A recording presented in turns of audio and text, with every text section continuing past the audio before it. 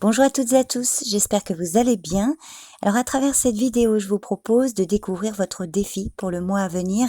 À partir du moment où vous visionnez cette vidéo, je vous invite à choisir une de ces 3 cartes du tarot Histoire de sorcière. Alors j'ai mis le timing dans la description de la vidéo et dans les commentaires épinglés. Et pour celles et ceux qui souhaitent regarder, à la fin, j'ai mis la synthèse des 3 cartes.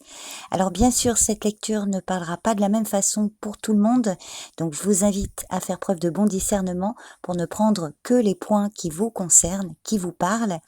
Autre chose, vous verrez, je tente une nouveauté, j'utilise le tutoiement pour chaque carte. Jusqu'à présent, je n'étais pas très à l'aise avec ça, mais j'ai envie d'essayer, puis vous me direz si ça vous plaît. Donc c'est parti, je vous souhaite une bonne écoute. Carte 1, l'ermite. L'ermite montre probablement que tu préfères vivre en retrait, loin de la folie du monde. Selon ta situation, cet isolement est soit bénéfique, soit il devient néfaste. Alors positivement, l'ermite peut indiquer que tu as compris que la sagesse se trouve au cœur de toi-même et non dans le tumulte de la vie quotidienne, et tu ressens le besoin de te connecter à tes valeurs les plus profondes afin de retrouver cette part d'authenticité que tu as peut-être perdue en cours de route. Donc ton défi sera de poursuivre sur cette voie. L'ermite est un appel à une vie spirituelle plus riche. Négativement, l'ermite peut parler d'une isolation malsaine et une forme de repli. Alors, ce peut être aussi la peur de la solitude ou l'incapacité à faire face à tes angoisses. Tu te coupes du monde, tu restes chez toi et manques peut-être de confiance en toi. Au niveau affectif, cette carte peut indiquer que tu n'es pas prête ou prêt à vivre pleinement une relation. Il est possible que des événements du passé soient encore trop présents pour que ton cœur soit pleinement libre, capable d'aimer à nouveau. L'ermite t'encourage également à choisir tes amis avec soin et à privilégier les personnes qui sont sur la même longueur d'onde que toi. Si tu es en couple, tu as peut-être besoin de prendre du recul, de faire un bilan pour voir quel avenir tu envisages avec ton partenaire, ce qui te satisfait et ce qui ne te satisfait pas ou moins dans cette relation. Si ton couple traverse des difficultés, que ton partenaire s'éloigne, il ou elle a sans doute besoin de faire le point. Alors ça ne veut pas dire que toute communication doit être coupée, surtout si cette prise de recul t'est douloureuse ou qu'elle t'inquiète. Cette pause est essentielle pour ton partenaire. Il faut lui laisser le temps nécessaire à son travail d'introspection. Professionnellement, si tu exerces une activité, là aussi tu es invité à prendre du recul pour analyser ta situation. Tu dois te positionner comme un observateur extérieur pour comprendre avec lucidité et trouver la solution à ton problème. Donc accorde-toi du temps et du calme pour trouver la solution. Concernant tes finances, cette carte peut montrer que tu te désintéresses des affaires matérielles. Gagner de l'argent n'est peut-être pas la priorité, ou du moins gagner de l'argent n'est pas ou plus la priorité numéro 1 dans ta vie. Tu es surtout tourné vers l'immatériel, le spirituel et ton cheminement, mais fais quand même attention à ne pas saboter ta situation financière, quel que soit le rapport que tu entretiens avec l'argent. Il est dans notre société la monnaie d'échange de ton temps et de tes compétences. Dans sa vision, toujours dans sa vision négative, cette carte peut indiquer que le principal obstacle à ton bonheur est ton manque de courage à apporter des changements aux aspects négatifs de ta vie.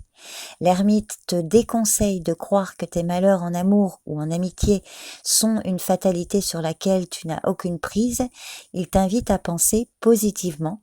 De plus, sois moins exigeante ou exigeant envers toi-même ou envers les autres.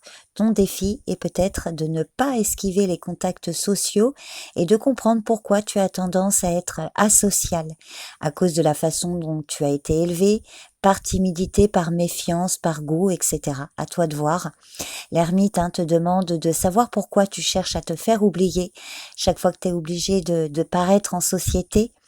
Et surtout, l'ermite te met en garde contre la situation pénible dans laquelle peut t'amener un manque de communication. Cette carte te rappelle combien de couples, par exemple, se sont séparés par absence d'échange et par méconnaissance des envies de l'autre. Donc, quelle que soit ta situation, l'ermite t'encourage à méditer et à démêler les nœuds que tu n'as pas encore réussi à résoudre. Il faut revenir sur ce que tu as refoulé si tu souhaites dépasser ces traumatismes. Donc voilà le défi pour toi qui as choisi la carte numéro 1. J'espère que ça te parle. N'hésite pas à me laisser un commentaire pour me faire un retour. Je te remercie pour ton écoute et je te dis à bientôt. Carte 2, la force. La force montre que tu dois faire preuve de courage et de ténacité car les résultats risquent de prendre un certain temps avant d'être atteints. Tu auras sans doute des obstacles à surmonter et tu devras apprendre la patience et la non-violence. Le défi sera de créer une atmosphère de tolérance et de confiance pour pouvoir diriger les autres en toute quiétude ou pour faire passer un message calmement. Si actuellement tu te sens faible et que tu manques d'énergie, il sera alors nécessaire de faire le point. La force est toujours en toi, mais c'est la capacité à te connecter à elle qui est perdue. Tu devras te concentrer sur ta confiance en toi et sur ton estime de toi. Cette carte peut aussi parler d'un manque d'autodiscipline. Cette carte indique que tu es capable de persévérer malgré les efforts et le temps, tu réussiras à accomplir beaucoup de choses et tu mobiliseras suffisamment d'énergie pour faire le nécessaire. On voit ici que tes efforts seront récompensés. En amour ou en amitié, la force te conseille de ne pas te laisser dépasser par les relations passionnelles. Elle te conseille plutôt d'être sensible et attentionné et de construire des liens durables. Selon ta situation, cette carte te demande peut-être de tempérer ton autorité sur tes proches, sur ton conjoint, enfant, parent ou ami, et de leur permettre de faire leur choix et de s'exprimer. Veille également à ne pas blesser par des propos mal maîtrisés ou par un manque de tact. Ou à l'inverse, cette carte te conseille peut-être de montrer avec fermeté à ton entourage que tu es quelqu'un qu'on doit respecter. Ne te laisse pas marcher dessus. Alors, il est possible aussi que des pensées sombres t'isolent. La force te propose de prendre la vie avec plus de confiance et de ne pas te perdre en questionnement existentiel. Qui suis-je? Où vais-je? Quelle place avons-nous dans l'univers? Cette carte t'invite plutôt à prendre la vie avec plus de décontraction. Professionnellement, cette carte peut montrer que ton activité prend tout ton temps. Si c'est le cas, le défi sera de diversifier tes envies et de laisser de la place à d'autres activités et plaisirs que ta profession. La force t'invite également à anticiper les difficultés à venir ou à les aborder une à une afin de les déjouer. Et surtout, la carte te déconseille de faire preuve d'insouciance et de te mettre ainsi dans des situations périlleuses que tu pourrais avoir du mal à assainir. Si tu manques de confiance en toi ou que tu ne crois pas en toi, cet arcane te conseillera alors de vaincre ta peur, de te lancer dans de nouveaux projets. Concernant tes finances, tu dois veiller avec constance à l'équilibre de ton budget et éviter de subir des hauts et des bas déstabilisants pour toi comme pour ton entourage. La carte t'assure que tu as en toi la capacité de maîtriser ta situation sans te sentir débordé. Donc pour résumer, ton défi se trouve dans la maîtrise de soi. Cet arcane majeur te demande de surmonter la colère, la peur ou l'entêtement pour laisser la place à la sagesse, la force du silence et la foi. Donc voilà le défi pour toi qui as choisi la carte 2. Je te remercie pour ton écoute et je te dis à bientôt. Carte 3, l'empereur. L'empereur représente une autorité qui peut paraître aride, mais nécessaire pour continuer d'avancer. Il te demande de faire preuve d'autorité, mais aussi de bienveillance et de prendre des initiatives qui te permettront d'aller vers la réussite de tes actions. La rigueur et la constance sont recommandées. Reste concentré, ne te disperse pas ou n'abandonne pas malgré la difficulté de la situation. Pratique également le self-control afin de garder la tête froide et faire valoir ce qui est important pour toi. Cet arcane majeur peut annoncer un changement de statut, une ascension vers une position de pouvoir. Dans ce cas, le défi sera de prendre des décisions impactantes et te conduire de façon exemplaire. L'empereur peut également parler d'un contrat solide dans les formes, d'une relation professionnelle solide également. Il peut d'ailleurs symboliser un patron Au niveau affectif, cette carte peut parler d'une relation amicale ou amoureuse stable et durable. Alors il peut parler de toi ou d'une personne de ton entourage. L'empereur est une personne capable de s'engager dans une relation solide et durable. Le respect et la confiance mutuelle sont de mise. Alors c'est vrai qu'il n'y a pas de grandes manifestations romantiques, mais voilà, c'est quelqu'un de fiable. Donc si tu es célibataire, cette carte peut annoncer la rencontre d'une personne stable pour qui former un couple est important. Sinon, elle montre probablement ton désir de construire un couple solide et sur du long terme. Si je m'adresse à un homme, cette carte peut aussi montrer ton désir de devenir père. Et si tu es en couple, est-ce que cette carte parle de toi ou de ton partenaire? Ton couple connaît-il une disparité de son équilibre des forces? Il est possible également qu'un des partenaires soit plus investi que l'autre dans la relation, provoquant là aussi un déséquilibre. L'empereur appelle alors à revenir aux valeurs et les projets sur lesquels tu as fondé ton couple. Et puis si tout va bien dans ta relation, cette carte du coup peut parler de ton partenaire et indique qu'il apporte la stabilité et la sécurité au couple ou à la famille, avec une autorité bien marquée. Néanmoins, sa fidélité est sans faille et tu peux compter sur lui. Alors négativement, cet arcane majeur est peut-être le signe que tu te sens dépassé par la situation, tu rencontres des problèmes avec une personne un peu trop autoritaire, voire tyrannique.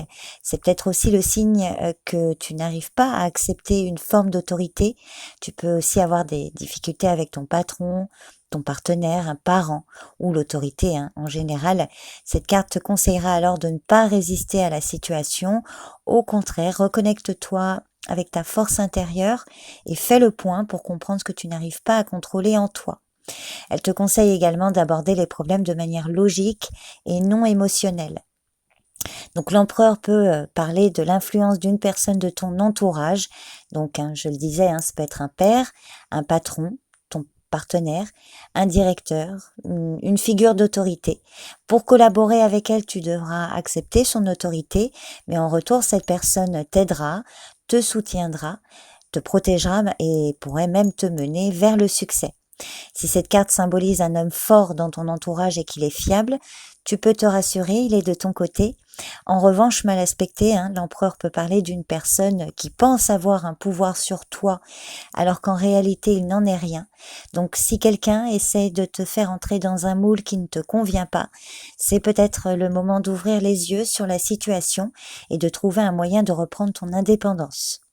Donc pour résumer, l'empereur t'encourage à faire preuve d'assurance et d'avoir confiance en toi pour réussir à faire les choix qui s'imposent et à prendre des décisions rationnelles et mûrement réfléchies. Tu auras probablement besoin de tenir tes émotions à distance et d'assurer un contrôle de soi total. Cette carte peut également montrer que tu as besoin de conquérir de nouveaux territoires sous la forme d'un nouveau défi ou encore que tu as besoin de plus de structure dans ta vie, de te réorganiser. Donc voilà le défi pour toi qui as choisi la carte 3. Alors il y a quand même un fil conducteur entre ces trois cartes. Peut-être ça peut être intéressant d'aller voir la synthèse des trois qui suit juste après. En tout cas, n'hésite pas à me laisser un message, un commentaire pour me dire si ça t'a parlé. Je te remercie pour ton écoute et je te dis à bientôt. La synthèse des trois cartes avec l'ermite, la force et l'empereur. Donc l'ermite puise dans la sagesse et l'érudition, dans la solitude et le retrait. Donc c'est un appel à une vie plus riche spirituellement et aussi un désir de guider les autres. La force implique le courage, la confiance en soi et une bonne dose de diplomatie, mais elle indique que tu possèdes beaucoup plus de pouvoir en toi que tu ne le crois. L'empereur est symbole de structure, d'autorité. Il est maître de son destin. Il te demande d'apporter un changement, de construire un monde meilleur. Mais dans ses aspects négatifs, l'ermite traduit une forme d'isolation malsaine, un manque de confiance et un problème de communication qui peut générer une faiblesse, un manque de discipline, en tout cas une emprise, d'être sous l'emprise du doute et peut-être même une forme d'anxiété et qui fait qu'il y a une perte de confiance en toi, un manque de structure et qui peut générer une grande rigidité dans la pensée. Donc à toi de voir si c'est plutôt les aspects positifs qui ressortent, et dans ce cas, on t'encourage à poursuivre sur cette voie, ou si c'est plutôt les aspects négatifs, auquel cas il s'agira de faire un travail sur tous les points qui ont été abordés. Donc j'espère que tout ça te parle, tu me diras en commentaire. Je te remercie pour ton écoute et je te dis à bientôt.